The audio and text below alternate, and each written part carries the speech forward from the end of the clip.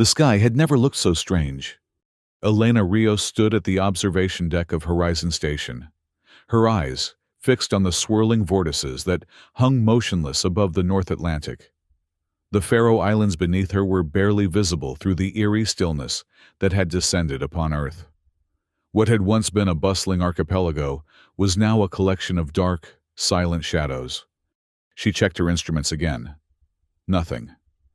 For the third consecutive month, global communications remained dead.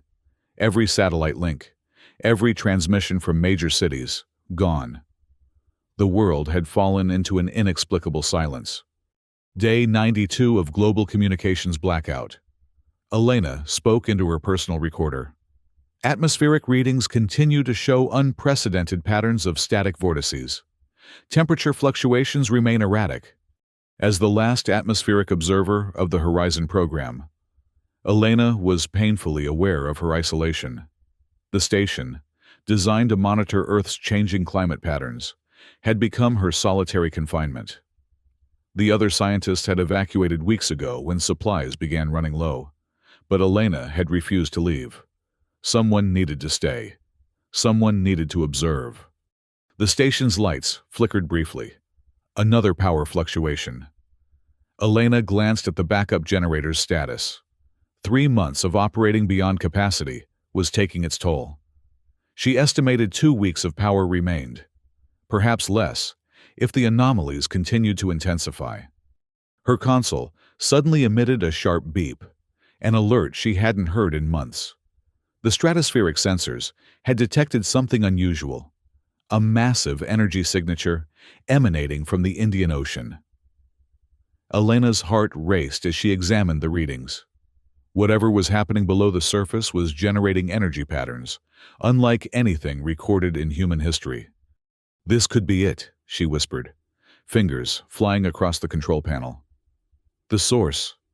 Elena activated the emergency transmission system, broadcasting on all frequencies. "This is Dr. Elena Rios at Horizon Station. I've detected a significant energy anomaly in the Indian Ocean. Coordinates follow. If anyone receives this message, please respond." She waited, the seconds stretching into minutes. Nothing but static. Elena made her decision. If no one would answer, she would have to investigate herself. She initiated the launch sequence for the station's stratospheric observation missile, a tool designed to gather high-altitude data, but which she had modified over the past weeks to penetrate the ocean's surface. "I'm breaking protocol," she recorded, "but global circumstances warrant extreme measures. I'm launching the modified SOM to investigate the Indian Ocean anomaly." The missile thundered away from the station, its trajectory perfect as it arced over the horizon. Elena watched the telemetry data stream in, each ping of information potentially bringing her closer to understanding the global silence. Hours later, as the first data packets arrived, Elena sat motionless before her console. What the sensors had discovered couldn't possibly be natural. At a depth of approximately 2,000 meters, an enormous structure was pulsing with energy, absorbing all signals that came near it. The readings suggested a composition of unknown alloys, arranged in patterns too precise to be anything but manufactured. "It's not ours," Elena whispered to her empty control room. "This isn't human technology." As she stared at the readouts, a new alert sounded. The observation missile had detected another signal, a submarine, deep in the waters near the structure. Its identification code identified it as the Polaris, a research vessel that had been presumed lost with all other global communications. With trembling hands, Elena attempted to establish contact. Against all odds, a faint response came through. "Horizon Station. This is Captain Merrick Sorensen of the Polaris. We've been monitoring the object for 6 weeks. Approach is dangerous. It seems to absorb all energy in proximity. We're maintaining a safe distance, but running critically low on supplies." Elena felt tears well in her eyes, the first human voice she'd heard in months. "Captain Sorensen, this is Dr. Elena Rios. I thought everyone was gone." "Nearly everyone is," came the grim reply. Major cities have gone dark. We've been surviving on emergency protocols. Dr. Rios, whatever this thing is, it's silencing Earth systematically. We need your atmospheric data to complete our analysis. In that moment, Elena knew what she had to do. The Horizon Station was failing anyway. Perhaps her knowledge could be put to better use aboard the Polaris. "Captain, I'm coming down," she said firmly. "The station won't last much longer, and I have data you need. I can reach you in the emergency descent module." There was a long pause before Sorensen responded.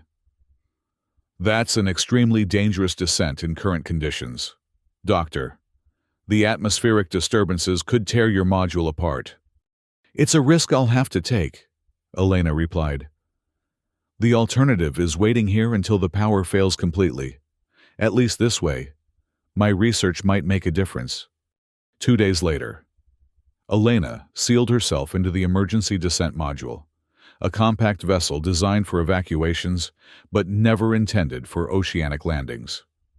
She had loaded it with all the critical data from Horizon, along with the few supplies she could spare.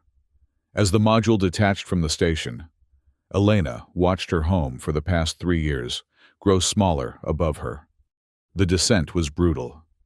The module shuddered violently as it passed through the static vortices, instruments flickering wildly. Elena gripped the manual controls, fighting to maintain stability. When the parachutes finally deployed, she was sweating profusely despite the cold.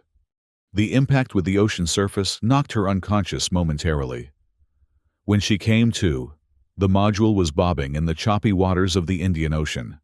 Through the viewport, she could see nothing but endless gray waves under an equally gray sky. "Polaris, this is Rios," she transmitted, hoping the submarine was within range. "I've made landfall. Coordinates should be transmitting automatically." Hours passed with no response. Elena began to fear the worst, that the Polaris had succumbed to whatever force was silencing the planet. As night fell, she prepared for a long, cold wait, rationing her supplies carefully. Then, just before midnight, a light appeared beneath the waves. The water around her module began to churn, and Elena felt a bump as something massive rose from below. The Polaris had found her. Captain Marek Sorensen was a tall, weathered man with eyes that had seen too much in too little time. He greeted Elena with a firm handshake as she was helped aboard through the submarine's top hatch. "Dr. Rios, welcome to what's left of civilization," he said grimly. "We've been maintaining minimal power to avoid detection by the object. Full lights and systems, only when absolutely necessary." Elena nodded, understanding immediately. "It's sensing energy signatures?" "That's our working theory," Sorensen confirmed, leading her through narrow corridors. Dr. Amina Patel, our acoustic specialist, believes it's specifically targeting communication frequencies. Anything that transmits information gets absorbed. In the submarine's cramped conference room, Elena met the small team that constituted the last active scientific unit investigating Earth silence. Dr. Amina Patel was a slim woman with intense eyes and quick movements. Hideo Tanaka, the engineering specialist, was quiet but attentive, his hands constantly in motion, as if he couldn't bear to be idle. "Your atmospheric data is the missing piece," Amina explained, examining the files Elena had brought. "We've been tracking ultra-low-frequency sound waves emanating from Antarctica, but couldn't understand their propagation pattern without knowing what was happening in the upper atmosphere." Elena spread her notes across the table. The static vortices appeared 3 weeks before global communications failed. They started small, barely detectable disturbances in wind patterns. Then they grew, stabilized, and stopped moving entirely. "Frozen turbulence," Hideo murmured. "Physically impossible." "Unless something is actively holding them in place," Elena countered. "Energy inputs at specific frequencies could theoretically create standing wave patterns in the atmosphere." As they compared notes, a pattern emerged. The object in the depths was not just absorbing signals. It was systematically isolating Earth, creating a perfect barrier that prevented any form of communication from escaping or penetrating the planet's atmosphere. "It's listening," Amina concluded. "Or more accurately, it's ensuring nothing else can listen. It's created a perfect silence." "But why?" Sorensen asked the question they were all thinking. Elena shook her head. "We won't know until we get closer." The plan they developed was dangerous by any standard. The Polaris would approach the object using minimal power, relying mostly on ocean currents to drift within observation range. Elena's atmospheric data had revealed a pattern to the energy absorption. Brief windows when the object seemed less active, possibly recharging or processing its collected energy. "If we time it perfectly," Elena explained, "we might get close enough for visual confirmation without being detected." Hideo had concerns. "Our life support systems require constant power. If the object absorbs our energy while we're that deep..." "We'll have emergency backups," Sorensen assured him. "And we'll maintain a tether line to our current position. If anything goes wrong, we can attempt an emergency ascent." They spent 3 days converting the Polaris's observation equipment to passive rather than active sensing, reducing their energy signature to the absolute minimum required for survival. Elena worked closely with Hideo, adapting her atmospheric monitoring equipment to function in the ocean depths. "You didn't have to come down here," Hideo told her as they worked. "You could have transmitted the data and stayed safe in your station." Elena smiled sadly. "The station was dying anyway, and I've spent enough time observing from a distance. Some things you need to see with your own eyes." On the 4th day, they began their approach. The Polaris moved silently through the depths, its engines barely turning, instruments passively recording every fluctuation in the surrounding waters. Elena sat in the observation chamber, her eyes fixed on the darkness ahead, searching for any sign of the object. At 2,500 meters, the first anomalies appeared, subtle distortions in the water, like heat mirages in a desert. The temperature readings began to climb, despite their depth. "The equatorial temperature spikes I observed from horizon," Elena whispered. "They're originating from here." At 1,800 meters, the lights flickered. Emergency systems activated automatically, rerouting power from non-essential systems. Amina reported ultra-low frequency waves intensifying around them. "It knows we're here," she said quietly. At 1,950 meters, they saw it. The object was massive, at least 500 meters across, and unlike anything human minds had conceived. It wasn't simply a structure. It seemed to exist in a state of constant flux, its surface rippling with patterns of light that followed no discernible logic. It was geometrically perfect and yet organic, technological and yet alive. "My God," Sorensen breathed. "What is it?" As if in response to his question, the object pulsed. A wave of energy washed over the Polaris, and every system went dark simultaneously.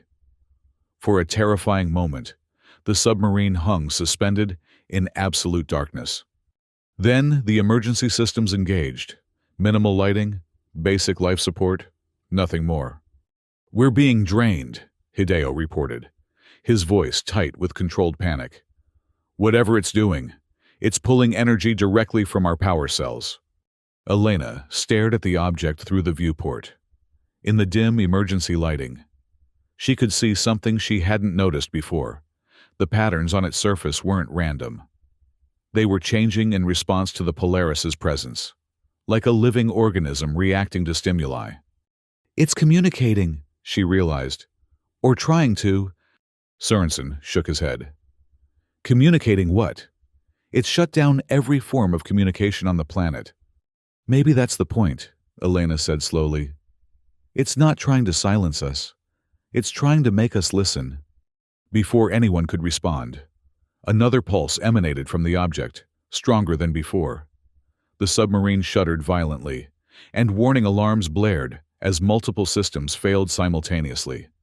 "We've lost propulsion," Hideo reported, Tether line has been severed. We're adrift. Sorensen's face was grim in the red emergency lighting. Prepare for emergency ascent protocols. We need to drop ballast and— Wait, Elena interrupted. Look! The object was changing. Its surface had begun to glow with increasing intensity, the patterns shifting faster. Directly before the Polaris, a section of the surface seemed to recede, creating what looked like an entrance. "It's opening," Amina whispered. "Or it's preparing to consume us entirely," Sorensen countered. "We need to ascend now." Elena felt something she couldn't explain, an intuitive understanding that transcended the fear coursing through her. "It wants us to approach." "That's suicide," Hideo protested. "Maybe," Elena acknowledged. "But we came here for answers. That's where they are." Sorensen hesitated, torn between his duty to protect his crew and the unprecedented opportunity before them. Finally, he nodded. "We'll approach, but maintain readiness for emergency procedures. If anything seems threatening, we abort immediately." Using the submarine's emergency thrusters, small canisters of compressed air designed for precise maneuvering, they edged closer to the opening. As they approached, the energy drain intensified. One by one, their instruments shut down, until only the most basic life support remained. "Oxygen recyclers failing," Hideo reported. "We have maybe 20 minutes of breathable air left." At 10 meters from the opening, all remaining systems failed. The Polaris drifted in complete darkness, powerless, approaching the unknown by momentum alone. Elena closed her eyes, focusing on the sensations around her. Through the hull, she could feel vibrations, rhythmic pulses that seemed almost like heartbeats. The temperature continued to rise, not dangerously, but noticeably. "It's not hostile," she said softly. "If it wanted to destroy us, it could have done so already." As the Polaris drifted into the opening, light suddenly flooded the observation chamber, not from their systems, but from the object itself. The interior was a cathedral of light, with structures that defied conventional architecture. Energy flowed visibly through channels that reminded Elena of neural pathways or river systems. At the center was a core of intense brightness, pulsing in a complex pattern. "It's beautiful," Amina whispered. The Polaris continued to drift toward the core, powerless to change course. As they drew closer, the light intensified until it was almost blinding. Elena squinted through the glare, trying to discern the structure of the core. What she saw made her breath catch. The core wasn't a single entity. It was composed of countless smaller structures, each capturing and redirecting energy in precise patterns. Together, they formed something that looked remarkably like— "It's a receiver," Elena realized. "The most powerful receiver ever created." Before she could elaborate, the core pulsed with unprecedented intensity. A beam of light shot directly at the Polaris, enveloping the submarine completely. Elena felt a strange sensation, as if every atom in her body was resonating with the light. And then she heard it, not with her ears, but somehow directly in her mind. A complex symphony of sounds, mathematical in their precision, but musical in their execution. Information encoded in pure energy. From the expressions on her companions' faces, they were experiencing it too. "It's communicating," Amina confirmed, her voice filled with wonder. "These patterns, their language, complex, multi-dimensional language." The symphony continued, growing more complex. Elena felt knowledge pouring into her consciousness, concepts and understandings that her mind struggled to contain. Images of stars and planets, of energy patterns and cosmic flows. And suddenly, she understood. "It's not silencing Earth," she gasped. "It's protecting it." The revelation came with perfect clarity. The object was a sentinel, placed in Earth's oceans by an intelligence far beyond human comprehension. It had detected something in Earth's communications some pattern or frequency that had triggered its protective protocols. Our signals, Elena explained, the understanding flowing through her. They were interfering with something much larger, some cosmic communication network we couldn't perceive. The silence isn't an attack, it's a quarantine. The light receded slightly, allowing them to see each other clearly again. Sorensen looked skeptical but shaken. "How can you possibly know that?" he demanded. "Because it just told us," Elena replied simply. "And it's asking for our help." The core pulsed again, gentler this time. New patterns formed, and with them came new understanding. "It needs to adjust its dampening field," Elena continued. "The current configuration is too broad. It's silencing everything. But it can't make the adjustments alone because it wasn't designed to interact with our technology directly." Hideo leaned forward. "It wants us to help it recalibrate?" Elena nodded. "If we can provide the right feedback signals, show it which frequencies are harmful and which are benign, it can create a more targeted barrier." "And restore communications?" Sorensen asked. "Most of them," Elena confirmed. "Enough for humanity to function while protecting whatever cosmic network this thing is guarding." The challenge was immense. With the Polaris powerless, they needed to generate a signal strong enough for the object to detect and analyze. Hideo suggested using the submarine's emergency beacon, a self-contained unit with its own power source. "If we modify it to cycle through communication frequencies sequentially," he proposed, "the object could analyze each one independently." "We'd need to mark harmful frequencies somehow," Amina added. "Create a pattern it would recognize as negative feedback." Elena thought of the atmospheric data she'd collected. The static vortices. They form whenever certain frequencies are broadcast. If we could replicate those patterns in our signal. Working with minimal tools and failing oxygen supplies, they modified the emergency beacon. Hideo's expertise proved invaluable as he reconfigured the device to Elena's specifications. Amina programmed the frequency cycles, marking those known to create atmospheric disturbances. As oxygen levels dropped dangerously low, Elena activated the modified beacon. It emitted a complex series of signals, cycling through the electromagnetic spectrum in precisely timed intervals. The core responded immediately, its light patterns shifting to match the beacon's output. For long minutes, the exchange continued, signal and response, question and answer, human technology and alien intelligence finding common ground.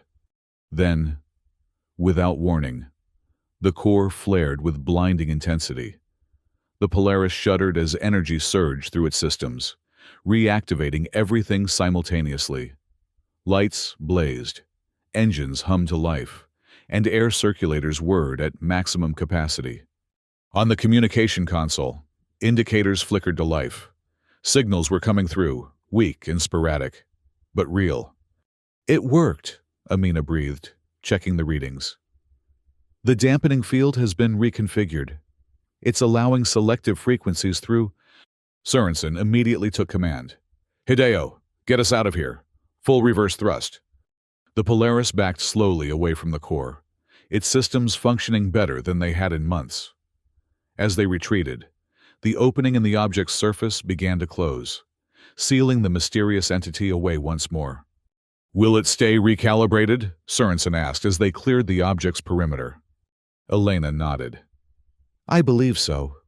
It's learned what it needed to know." As the Polaris ascended toward the surface, they monitored the increasing signals breaking through the silence. Distress calls, status reports, confused questions. Humanity was finding its voice again. By the time they reached shallow waters, a coordinated response was forming. Naval vessels were converging on their position, guided by the Polaris's strong signal. The world was awakening from its enforced silence. 3 days later, Elena stood before the hastily assembled United Nations Emergency Council in what remained of their New York headquarters. Power was still intermittent in most cities, but communication networks were gradually being restored. "The entity in the Indian Ocean is what I've termed the last observer," Elena explained to the assembled leaders. Based on the information it shared, we believe it is one of many such devices placed throughout the galaxy, monitoring and protecting communication channels we cannot yet comprehend. And it shut down our communications because we were interfering with these channels? A skeptical council member asked. Unintentionally, yes, Elena confirmed. Certain broadcast frequencies we've developed in recent decades appear to create disruptions in what might be best described as a cosmic internet. The observer's initial response was to create a complete communication blackout until it could identify the specific problematic frequencies. With our help, it has now created a more targeted dampening field. Most communications can function normally, but certain frequency bands will remain permanently unavailable to us. The Council erupted in debate, concerns about sovereignty, technology limitations, economic impacts. Elena listened patiently.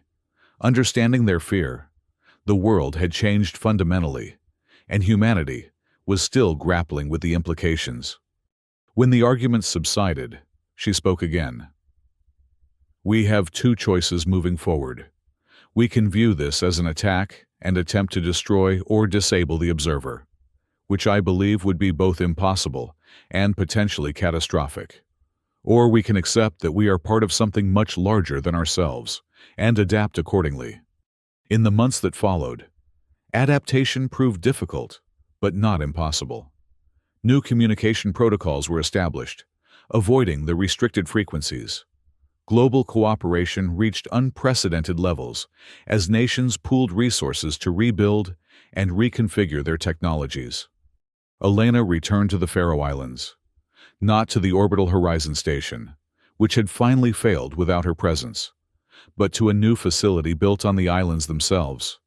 From there, she coordinated international research efforts to better understand the observer and its implications for humanity's future. Captain Sorensen and the Polaris became the cornerstone of a new deep-sea research initiative, carefully monitoring the observer from a safe distance. Amina Patel led a global team developing new communication technologies compatible with the frequency restrictions. Hideo Tanaka designed energy systems that minimized interference with the observer's operations. 1 year after the Great Silence had begun, Elena stood on the cliffs of the Faroe Islands, watching the sunrise. The sky above was clear. The static vortices had dissipated months ago as the observer's recalibrated field took effect. In the distance, fishing boats were setting out for the day's catch, their radios chattering with the day's weather reports and friendly conversation. Overhead, aircraft contrails marked the return of regular transportation. Life, in many ways, had returned to normal. But Elena knew the world would never be truly the same. Humanity had discovered its place in a much larger cosmos, not at the center, but as one node in an incomprehensibly vast network. They were no longer alone in their observations of the universe. They were, themselves, being observed. As the first rays of sunlight broke across the horizon, Elena's communications device chimed with an incoming message. It was from the deep-sea monitoring team. They had detected new patterns emanating from the observer. Elena smiled. The conversation was just beginning. In the depths of the Indian Ocean, the last observer continued its silent vigil, its purpose now partially understood by the tiny beings that shared its planet. Energy flowed through its ancient systems, carrying signals and information across distances beyond human comprehension. And somewhere, far beyond Earth's atmosphere, something was listening to its report about the curious inhabitants of this small, blue world who had, against all odds, learned to listen in return. The sky had never looked so full of possibility.